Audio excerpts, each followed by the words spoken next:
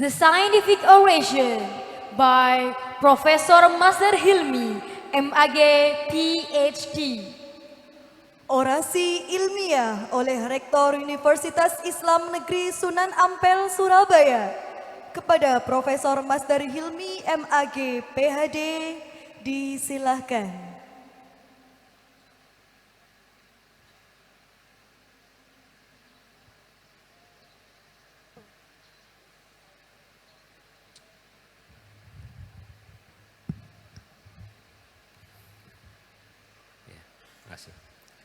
Bismillahirrahmanirrahim. Assalamualaikum warahmatullahi wabarakatuh. Bismillah, alhamdulillah, wa syukurillah ala nikmatillah, wassalatu wassalamu ala rasulillah, Sayyidina Muhammad ibn Abdillah, la haula wa la quwata illa billah, amma ba'du.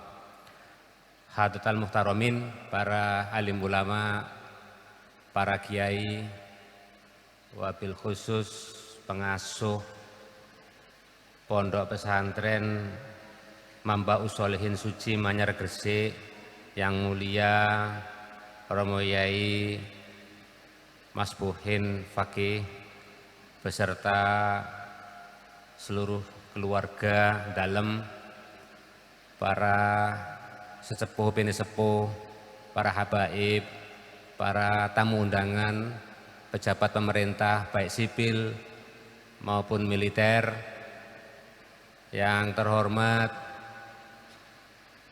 Ketua Rektor Inkava Gresik, Bapak Yai Dr. Andes Kiai Haji Abdus Salam MA beserta seluruh jajarannya, para dekan, para dosen segenap sivitas akademika, para wali wisudawan, dan yang saya banggakan para wisudawan yang berbahagia. Tiada kata yang pantas saya ucapkan kecuali syukur alhamdulillah pada pagi hari ini saya mendapatkan kehormatan untuk bersilaturahim dengan keluarga besar Pondok Pesantren Suci untuk memberikan sesuatu yang mungkin nanti akan berguna untuk para wisudawan. Saya tidak akan menyampaikan apa yang dalam undangan itu disebut sebagai orasi ilmiah, karena mungkin buat para wisudawan ini sudah tidak begitu relevan lagi.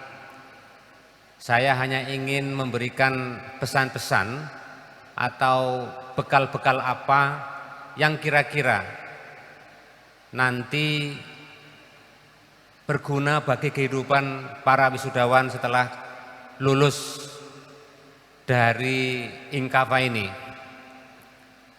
Bapak Ibu sekalian, sholawat serta salam mudah-mudahan tetap terabadikan kepada junjungan kita Nabi besar Muhammad sallallahu alaihi wasallam yang telah membimbing umatnya dari era jahiliyah menuju era nurul Islam. Bapak Ibu sekalian, saya menyampaikan selamat atas nama pribadi maupun atas nama koordinator Kopertais wilayah 4 kepada yang pertama Inkava Gresik yang sudah menyelenggarakan acara wisuda yang ke-13. Ini bukti bahwa Inkava tetap istiqomah memberikan manfaat, menebarkan berkah kepada masyarakat dalam rangka mendidik dan mencerdaskan masyarakat. Kita kasih aplaus untuk Inkava. Kita doakan mudah-mudahan Inkava semakin bertambah jaya, semakin berkah, dan semakin manfaat untuk masyarakat, umat, bangsa, negara, dan agama. Amin Allahumma amin. Yang kedua, kami menyampaikan selamat kepada para wisudawan yang pada hari ini sedang diwisuda.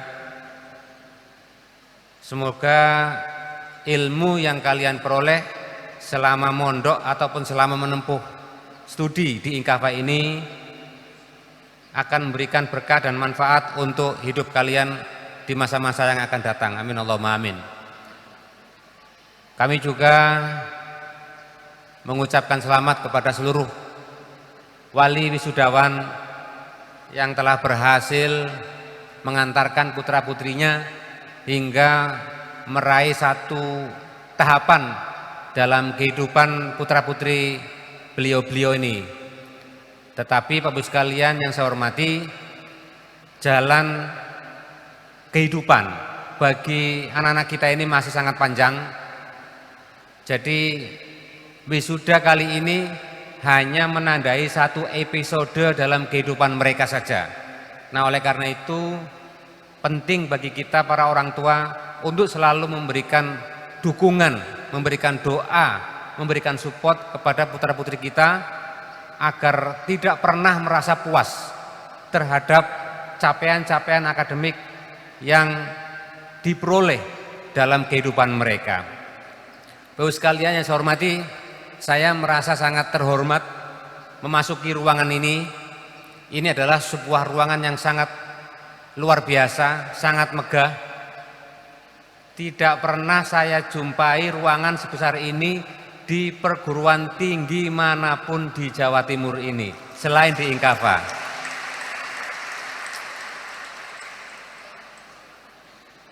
Sepertinya UINSA juga tidak sebesar ini ya.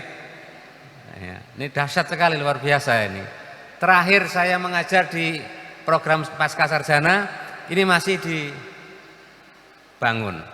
Alhamdulillah sekarang sudah bisa dimanfaatkan oleh Inkava untuk menyelenggarakan wisuda. Jadi selamat kepada Inkava. Bapak sekalian yang saya hormati.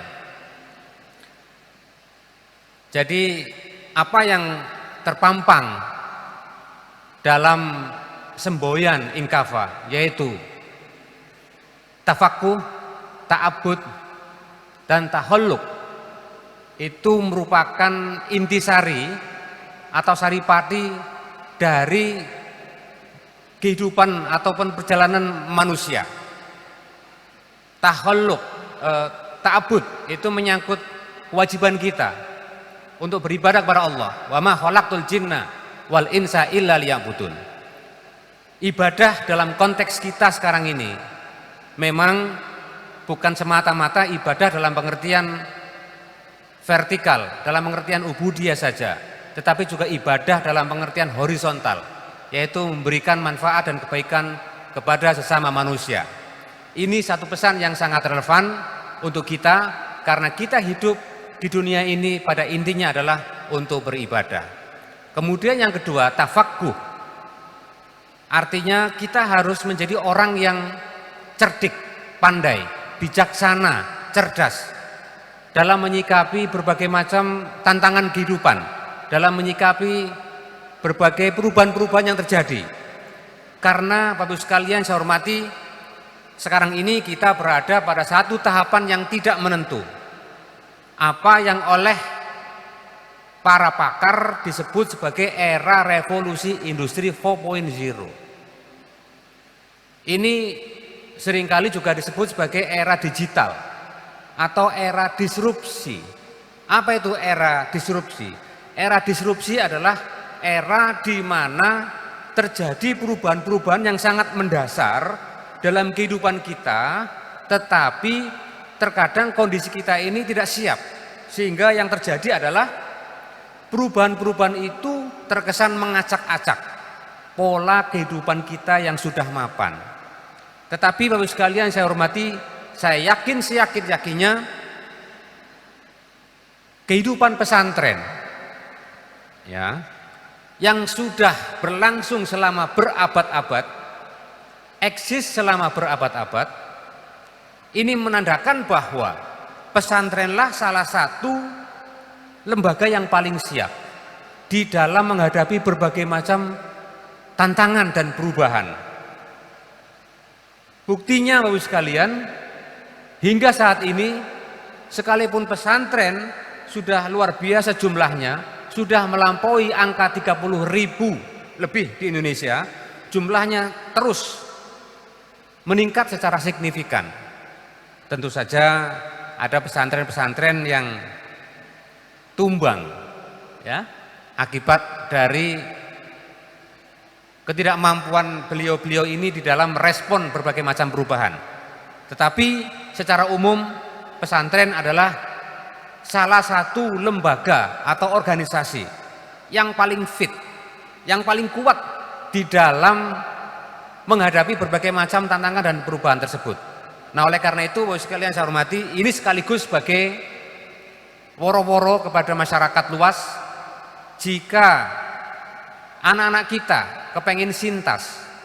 Sintas itu artinya kepengin survive. Survive itu artinya kepengin eksis, bertahan hidup.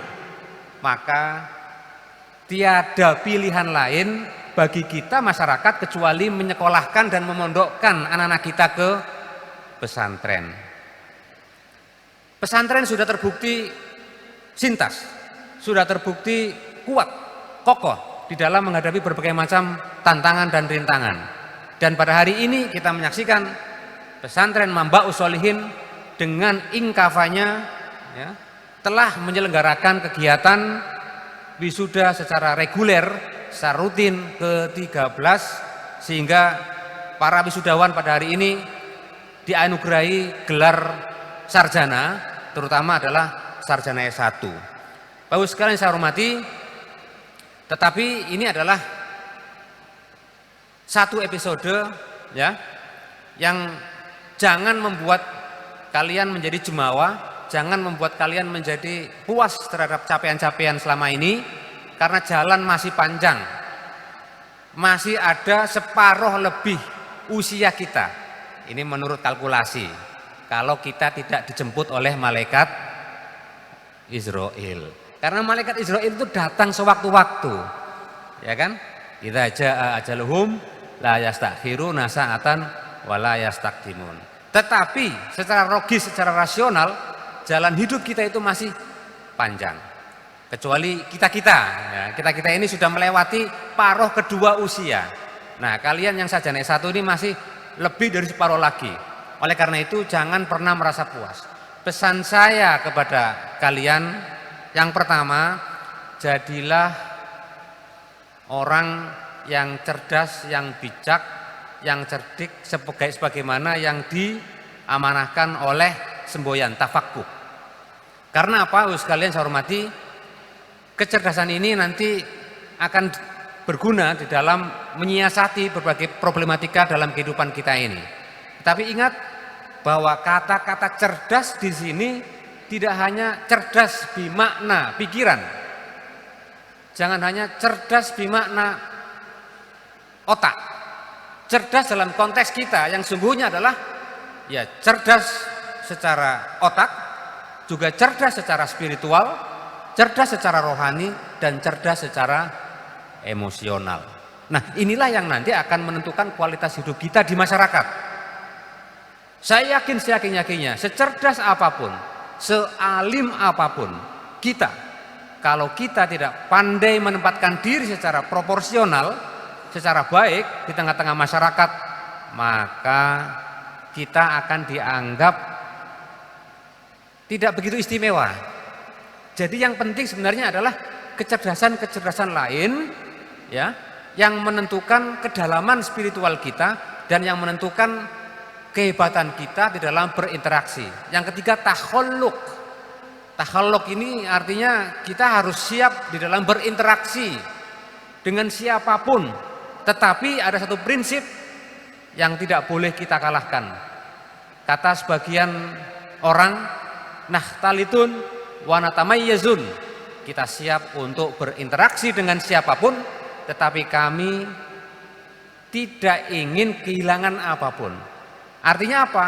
Ketika Anda berinteraksi dengan preman misalnya, maka Anda tidak otomatis menjadi preman. Ketika Anda berinteraksi dengan pengusaha yang culas, ya, boleh Anda menjadi pengusaha, tetapi Anda tidak boleh menjadi pengusaha yang culas dan lain sebagainya dan seterusnya. Bapak sekalian saya hormati, karena kalian nanti akan memasuki berbagai macam lini kehidupan. Saya yakin-yakinnya dari alumni ini nanti akan muncul berbagai macam profil atau figur yang bergerak di bidang yang berbeda-beda.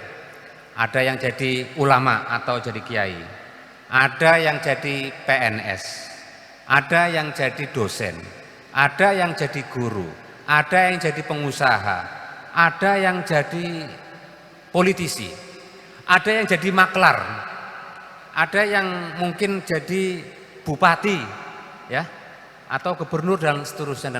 Loh, siapa tahu? Saya doakan mudah-mudahan semuanya nanti akan menjadi seperti yang Anda impikan. Karena seperti dalam Al-Qur'an kalian diperintah untuk masuk dari berbagai macam pintu, ya. Jangan masuk hanya dari satu pintu. Udkhulu min abwabin mutafarriqah. Masuklah dari berbagai macam pintu. Ketika Anda masuk sebagai PNS, maka jadilah PNS yang menginspirasi. Jadilah aparat negara yang baik. Jadilah guru dan pengusaha yang baik dan seterusnya dan lain sebagainya. Bapak sekalian saya hormati, yang pertama. Yang kedua, Anda harus adaptif. Adaptif itu adalah siap menyesuaikan diri dengan kondisi apapun, ya. Siap untuk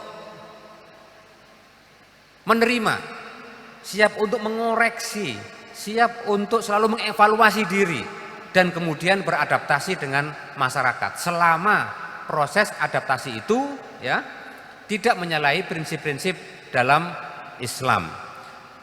Yang ketiga, pesan saya kepada para alumni wisudawan adalah Anda harus menjadi orang yang tahan banting, ya. Tahan banting itu apa? Tahan banting itu Anda nanti akan dibanting-banting oleh realitas kehidupan, ya. Anda sekarang ini masih belum tahu realitas kehidupan yang akan dialami sekian puluh tahun yang akan datang seperti apa. Yang jelas Anda harus bersiap. Anda harus menyiapkan diri, ya. Dalam kondisi apapun Anda harus tahan banting. Gagal pertama jangan putus asa, gagal kedua jangan putus asa. Tetapi dari kegagalan-kegagalan itulah, ya, Anda bisa belajar untuk selalu memperbaiki diri dan berhasil di kemudian hari. Karena apa, Bapak sekalian yang saya hormati? Kegagalan konon adalah kesuksesan yang tertunda. Yang keempat, kalian harus berpikir positif terhadap apapun, termasuk terhadap fase-fase kehidupan kita, kesulitan-kesulitan kita, berbagai macam persoalan dan problematika yang mungkin kita hadapi. Kita harus berpikir positif, mengambil hikmah dari berbagai macam kejadian-kejadian yang kita alami. Jangan sekali-sekali menyalahkan takdir. Jangan sekali-sekali protes terhadap ketentuan Allah Subhanahu wa taala. Nah, ketika kita bisa mengambil sikap yang positif, maka sesulit dan seberat apapun ujian yang menimpa dalam kehidupan kita, kita akan menghadapinya dengan senyum dan bahagia. Amin Allahumma amin. Bapak sekalian, dan yang terakhir, alhamdulillah ini sudah mau terakhir, adalah tawakal kepada Allah Subhanahu wa taala. Tawakal itu ketika Anda itu sudah mengerahkan segala macam energi positifnya di dalam menaklukkan dan mengarungi kehidupan pada batas-batas yang paling tinggi, yang paling maksimal. Nah, ketika ini sudah dilakukan, maka apapun hasilnya kita harus bertawakal kepada Allah Subhanahu wa taala.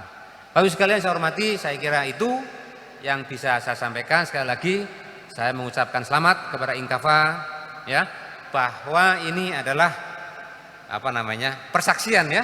Saya bersaksi sebagai testimoni dalam posisi saya sebagai koordinator wilayah 4 Surabaya, apa yang dilakukan oleh Inkafa ini adalah satu tahapan proses kegiatan yang akuntabel, yang bisa dipertanggungjawabkan secara akademik dan secara moral, bahwa ini bukti-bukti Inkapa ini terus memberikan yang terbaik kepada umat. Dan saya juga mengucapkan selamat kepada seluruh alumni, mudah-mudahan Allah memberikan atau menepati kita, dan pasti akan menepati janji, yarfa'illahu alladzina amanu minkum walladzina utul ilma darajat. Ketika kita terus pantang menyerah di dalam mencari atau menuntut ilmu, insya Allah kita akan diangkat derajatnya oleh Allah Subhanahu wa taala. Demikian kurang lebihnya, mohon maaf. Wallahul muwaffiq ila aqwamit thoriq. Assalamualaikum warahmatullahi wabarakatuh. Kepada Profesor Master Hilmi MAG PhD dimohon tidak meninggalkan tempat untuk pemberian cendramata dari Institut Keislaman Abdullah Faqih. Kepada yang terhormat Rektor Institut Keislaman Abdullah Faqih, disilahkan.